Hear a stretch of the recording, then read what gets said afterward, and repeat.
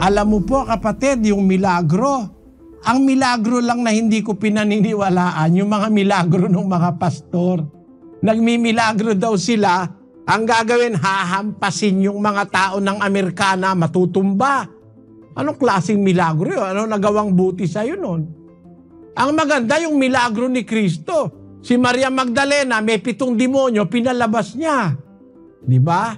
Mas maganda pa nga milagro yung cada nota que el viento murmura, cada rayo de luz en el sol, cada flor en la verde llanura, es un himno, la gloria de Dios.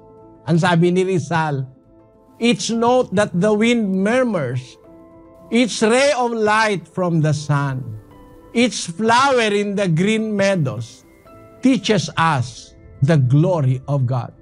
Ayan ang sabi ni Dr. Jose Rizal. Ano ibig kong sabihin?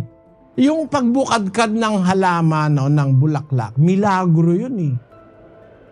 Isn't it a miracle? It's another miracle. Thank God for the miracle. You belong to me. Kita mo? Nakasumpong ka ng mabuting asawa? Milagro ng Diyos yun. Kagandahang loob ng Diyos yun. Kasi yung asawa, hindi nasusumpungan yon sa dote, hindi nasusumpungan yung mabuting asawa dahil pinagkasundo ka ng magulang mo o kaya yung asawa mo'y abogado, kaya mabuting asawa na hindi. Pero pag nagkaroon ka ng isang mabuting asawa, sabi sa Kawikaan 19:14, bahay at mga kayamanan ay minamana sa mga magulang. Ngunit ang mabait na asawa ay galing sa Panginoon. Ayon, pagka nagkaroon ka ng isang mabait na asawa, milagro ng Diyos yun eh. Biro mo, hindi ka naman nahirapan, hindi ka naman nagpalaki, hindi ka nga nagpasuso, hindi ka nga kumontribute kahit isang latang Alaska eh. Lumaki na lang yung babae, tapos niligawan mo na lang, tapos napangasawa mo. Tapos mabait palang asawa, tapat. Tagapag-alaga ng mga anak mo, tagalaban ng karsunsilyo mo, tagaplansya ng pantalon mo. Milagro ng Diyos siyang nagkaroon kanyan. Napakabait na asawa. Marami pong milagro, kapatid. Yun lang makaraos tayo maghapon nang hindi tayo nahihirapan. Sabi ko nga sa mga kapatid namin, magpasalamat tayo lagi sa Diyos kasi naihi ka na, hindi ka namimilipit sa sakit. Maswerte ka na nun. Bakit?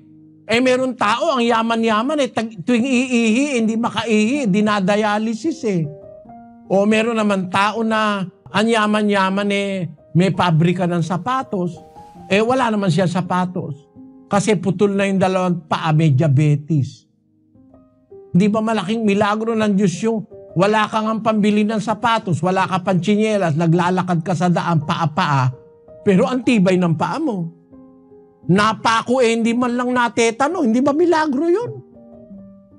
Meron ganun yung mga taong kalye. Kumakain ng basura hindi man lang nasakitan tiyan merong kayayaman nadapuan lang ng langaw yung pagkain, tinapon yun talagang nilalangaw yung kinakain niya. Hindi ba milagro yun? Nilalangaw hindi kumasakitan tiyan, yung kinakain nilalangaw sa basura. Yung mayaman wala ngang dumadapon langaw mami ang konti nadala sa ospital dahil nagtatait suka. Napakaganda naman nung kinain. Hindi ba milagro ng Diyos yung isang batang nakalaboy-laboy sa kali, nauulan at arawan hindi nagkakasipon. Milagro yun.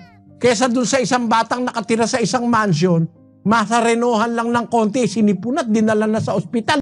Maraming milagro ang Diyos sa buhay ng tao, kapatid. Totoo po ang milagro, pero ang milagro galing sa Diyos, hindi galing sa mga pastor.